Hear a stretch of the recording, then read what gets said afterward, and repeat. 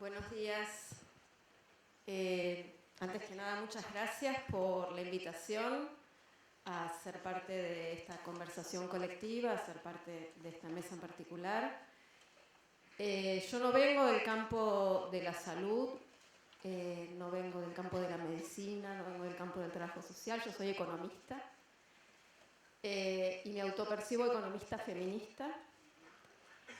Y como trabajo desde esta perspectiva de la economía feminista, en los últimos años largos he estado contribuyendo particularmente al estudio desde esta perspectiva de lo que llamamos la cuestión de los cuidados.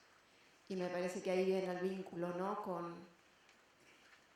con este espacio vinculado con la medicina, los equipos de salud y los encuentros con la comunidad. Desde la perspectiva de la economía feminista hablamos de los cuidados en un sentido amplio para referirnos a todo aquello que hace falta para reproducir cotidianamente la vida, algo que en algún momento también se nombra como el trabajo reproductivo, la reproducción social, y la particularidad tal vez de mirar este tema desde la perspectiva de la economía feminista es traer un abordaje sistémico, una mirada sistémica, es ubicar a esa forma de reproducir cotidianamente la vida en el contexto del sistema donde ocurre. Entonces, desde este lugar quería traer algunas reflexiones a la conversación de hoy. Se habló desde el inicio de este momento de incertidumbre, adversidad, y la mesa misma esta, ¿no?, que hace referencia a la mercantilización de la vida en común y al capitalismo salvaje. En ese sentido, mi intención es sumar algunas ideas para tratar de pensar colectivamente cómo entendemos este momento, cómo es que estamos aquí, y también tratar de traer algunas ideas para pensar colectivamente cómo podemos salir de esta situación. Y el aquí al que me refiero, desde esta perspectiva en la que me paro, tiene que ver con la forma injusta y, diría, deteriorada y deteriorándose cada vez más de lo que desde la perspectiva de la economía feminista llamamos la organización social del cuidado. O sea, aquí a donde estamos es un lugar de una forma muy injusta de reproducir cotidianamente la vida, que además se va deteriorando crecientemente y que por supuesto tiene implicancias en eso, ¿no?, en la vida cotidiana de cada una de las personas que hacemos parte de este sistema. Afecta a las relaciones y afecta también a las aspiraciones, ¿no? Cuando hablamos de organización social del cuidado nos referimos más específicamente a la manera en que diversos actores participan en esta producción cotidiana de bienestar. Y estos actores son muy centralmente los hogares, esas unidades en las que nos organizamos para vivir nuestra vida. Pero también hacen parte de esta organización social del cuidado el Estado, a través de sus políticas públicas, por acción o por omisión. El Estado hace parte de esta organización social del cuidado, pero también hace parte de esta organización social del cuidado lo que llamamos el mercado, y esto refiere a la provisión mercantil de elementos necesarios para la reproducción cotidiana de la vida. Y también hace parte la comunidad, las formas colectivas, comunitarias, arraigados en los territorios de reproducir cotidianamente la vida. Entonces, la organización social del cuidado refiere a cómo hogares, Estado, mercado y comunidad interrelacionadamente producen y distribuyen cuidados, producen y distribuyen los elementos necesarios para la reproducción cotidiana de la vida, que resulta en cierto tipo de bienestar, o en cierto tipo de vivir justamente. ¿Y qué es lo más destacado de la forma en que esta organización social del cuidado está funcionando hoy, en este contexto de incertidumbre, adversidad?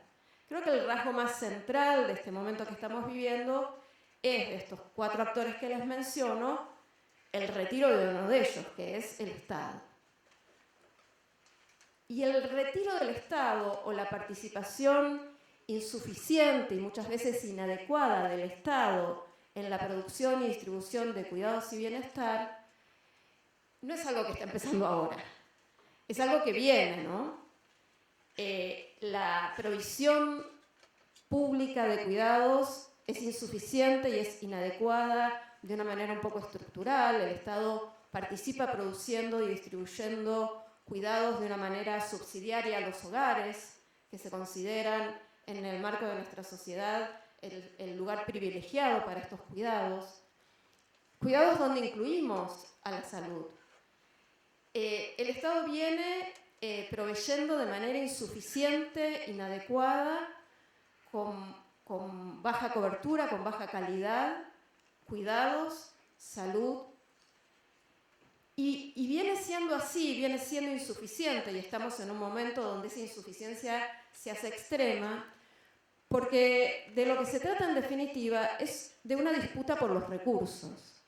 De lo que se trata es de una disputa por con qué contamos y qué hacemos con eso, con lo que contamos. Y lo que viene pasando, que estamos en un momento de profundización, pero insisto, no es algo que empezó ahora, estamos frente a un proceso de captura corporativa de este Estado. Esto es, de un Estado capturado por los intereses del capital, para decirlo brevemente. Intereses de las empresas privadas, intereses del capital transnacional, intereses del capital financiero, que captura a través de distintos mecanismos al Estado, a los procesos democráticos, y que hacen que ese Estado, que debería proveer al bienestar de toda la sociedad, actúe protegiendo y privilegiando a ciertos intereses particulares. La mercantilización de la vida, de la que estamos hablando en esta mesa, la mercantilización de la salud, tiene que ver con este proceso de supremacía del capital por sobre la vida. Desde la economía feminista hablamos del sistema capitalista como un sistema que tiene en sí mismo una contradicción fundamental, que no se limita a la contradicción entre el capital y el trabajo, denunciada y evidenciada por ciertas miradas económicas heterodoxas, sino que desde la economía feminista decimos esa contradicción se extiende y es una contradicción entre el capital y la vida. El sistema capitalista lleva a una situación donde la lógica de acumulación del capital resulta incompatible con la lógica de la reproducción de la vida. Y en estos momentos donde el capital se refuerza en su poder, es donde esta contradicción se hace más evidente y es donde esta contradicción se expresa con más crudeza en los cuerpos, en los territorios y en las vidas. Yo decía, esto no empieza ahora, venimos de un proceso de agudización de esta contradicción fundamental, venimos de un proceso de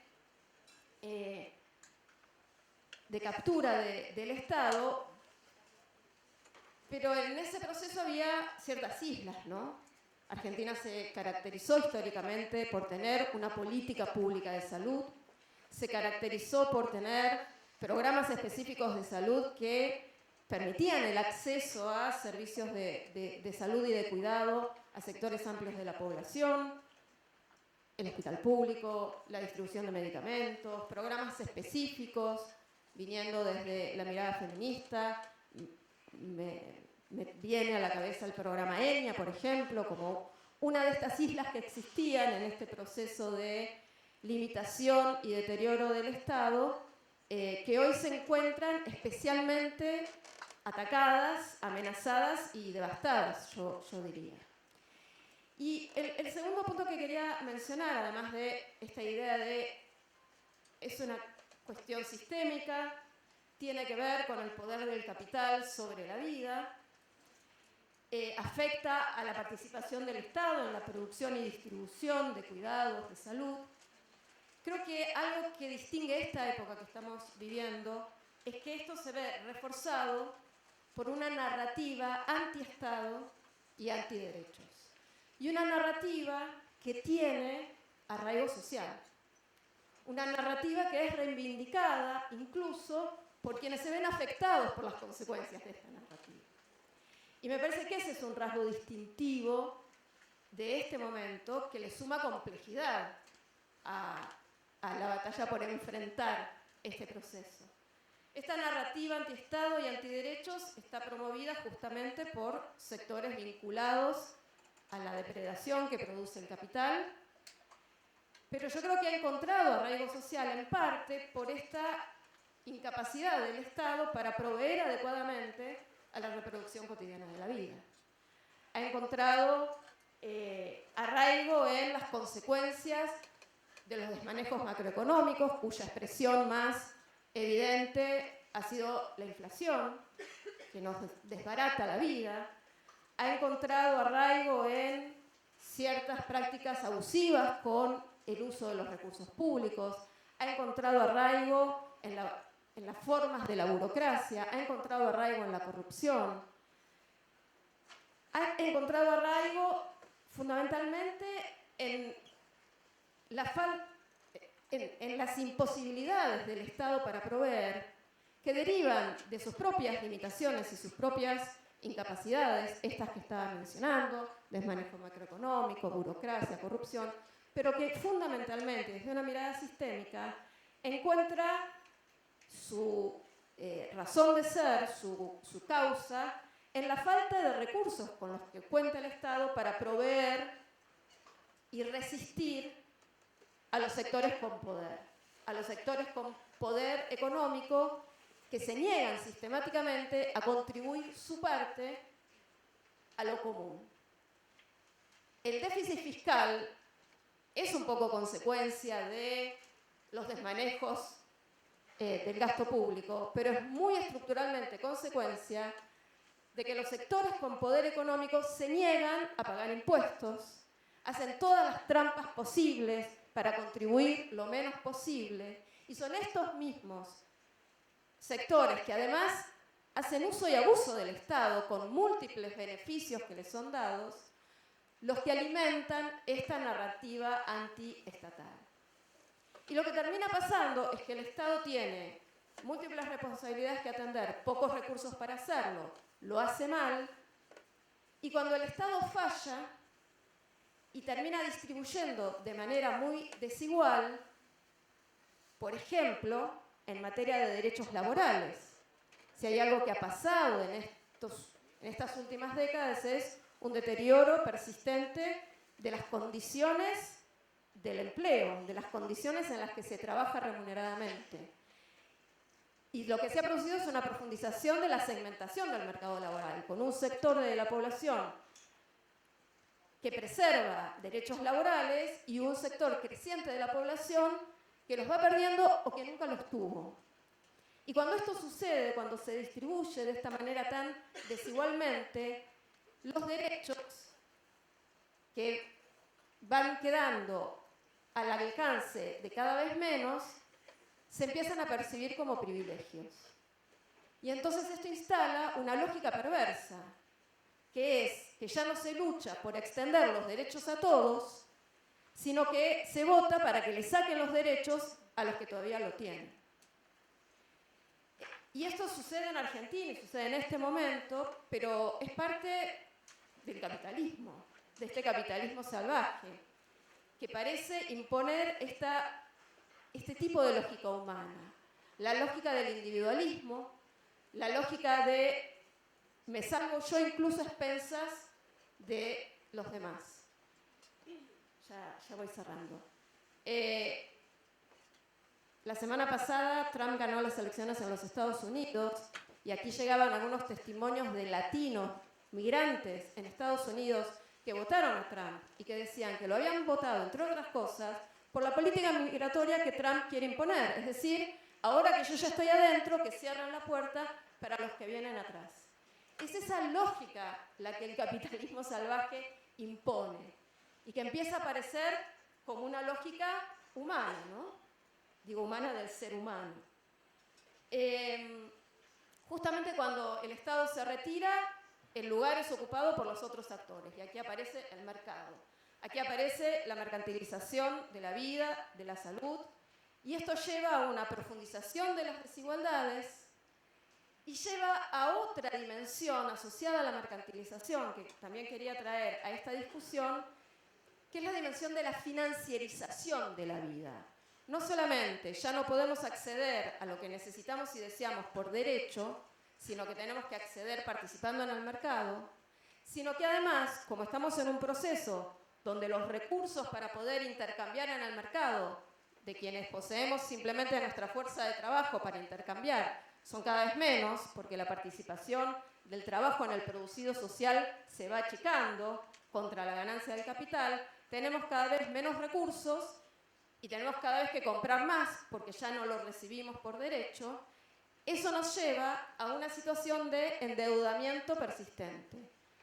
Los hogares están, en Argentina y en el mundo en general, crecientemente endeudándose para adquirir las cosas más fundamentales de la vida. No nos estamos endeudando ya para comprar una vivienda o un auto, nos estamos endeudando para comprar medicamentos, nos estamos endeudando para pagar la medicina privada, nos estamos endeudando para comer. Nuestra vida se está financiarizando, no solamente se mercantiliza, sino que además se financiariza. Y ese es el otro rasgo estructural de este capitalismo salvaje. El poder del capital financiero sobre la economía real. En los diarios, y voy cerrando, de estos días en Argentina, bueno, no sé qué tanto ya miran los titulares de los medios de prensa, pero también en las redes, ¿no? Circula desde la mirada del poder un ambiente festivo. Suben los bonos, baja el dólar, suben las acciones, baja el riesgo país. Hay un ambiente de fiesta. Y este ambiente de fiesta se contradice con lo que vivimos en la vida cotidiana, que es este proceso de mercantilización y financiarización de la vida que nos vuelve rehenes de las finanzas, nos vuelve rehenes y esclavos del capital financiero y permite que la deuda pase a ser un instrumento adicional de disciplinamiento social. Entonces los desafíos que enfrentamos actualmente son severos y están muy aumentados respecto de los desafíos estructurales que nos impone el capitalismo. Estamos frente a una forma extrema del conflicto capital-vida. Lo que está en riesgo es la propia sostenibilidad de la vida, como decimos desde la economía feminista, en un sentido económico, social, ecológico y ambiental también. Estamos frente a un desafío enorme en la disputa por los recursos, en un contexto donde quienes han concentrado la riqueza hoy están apropiándose ya explícitamente del capital. El ejemplo de Elon Musk como futuro ministro en el gobierno de Donald Trump como ejemplo. Pero también estamos frente a una disputa por la construcción de sentidos. Estamos frente a una disputa por esta narrativa de los derechos y del rol del Estado. Entonces cierro trayendo algunas ideas de, bueno, ¿cómo salimos de esta? Por supuesto no tengo la receta, no esperen que extienda los 10 mandamientos de las alternativas, porque estamos en efecto en un momento oscuro y desmoralizante, no solo por lo que padecemos desde el poder, sino también por lo que vivenciamos cotidianamente, este triunfo del individualismo, del sálvese quien pueda, de la meritocracia. Y yo creo que nos tenemos que dar lugar también a sentirnos mal, al estar tristes, a estar desanimados, y saber que de este lugar de tristeza que hoy nos invade y de desánimo, solo podemos salir, como dice el lema del Congreso con resistencia, con solidaridad y con fuerza colectiva. Yo creo que hay algunas luces de esperanza. Una es, no hay mal que dure 100 años. este mal es tan malo que justamente me parece que como es tan malo va a durar mucho menos que 100 años, porque es intolerable para las mayorías. Es verdad que en la era de la posverdad que estamos viviendo, como decían en otro encuentro en el que estuve, el dato mata relato, ¿no? No importa que, digamos, la pobreza está al 50%, que traigamos estos datos, esta evidencia de lo que nos está pasando en la vida, el relato mata a este dato, pero lo que estoy convencida es que la realidad mata al relato. La destrucción de las condiciones de vida van a hacer que la resistencia se expanda y pase a ser el inicio de un nuevo ciclo político. Y cierro diciendo, aunque invisibilizados, hay nichos de resistencia. Este congreso es un ejemplo. Desde que llegué me siento como en un oasis. Gente que se abraza, gente que sonríe, tambores, bailamos. Yo creo que ahí está también la resistencia. Y estos nichos de resistencia van a crecer, porque la mercantilización de la vida va a seguir ahí, las vidas van a empeorar y cada vez más gente va a querer estar de este lado.